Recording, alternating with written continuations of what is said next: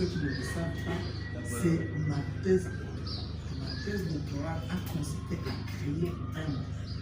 Et c'était un modèle quoi? C'est parti de cette question de la question autour du paradoxe congolais et africain.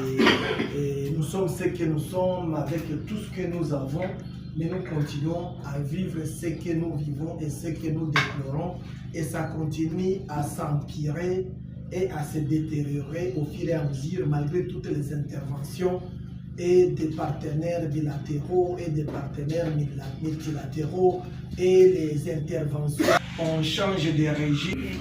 Nous sommes partis de là. 95% chrétiens ou 90% chrétiens en RDC. Si là on prie beaucoup jour et nuit, les églises, les hommes et les femmes de Dieu qui parlent en langue, qui ont des enseignements de 5e dimension, des révélations spirituelles, jour et nuit, compétition, même des révélations et des français, c'est en RDC.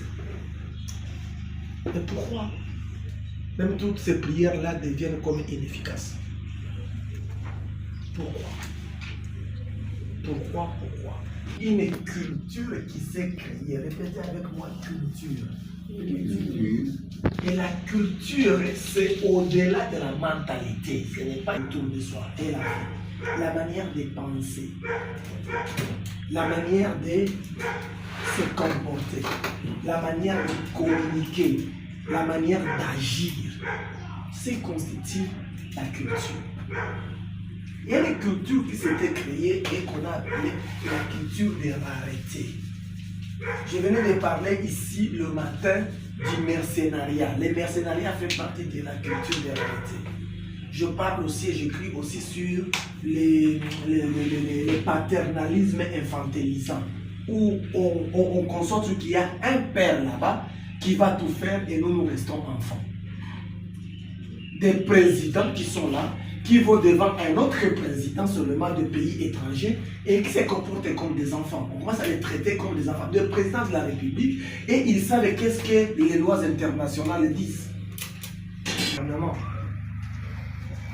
Nous détruisons nos propres quartiers en jetant les déchets un peu partout. Nous bouchons les caniveaux. Et quand il y a des dégâts, nous disons, hey, gouvernement, monsieur le président. Est-ce que c'est monsieur le président qui viendra déboucher les caniveaux devant nos maisons?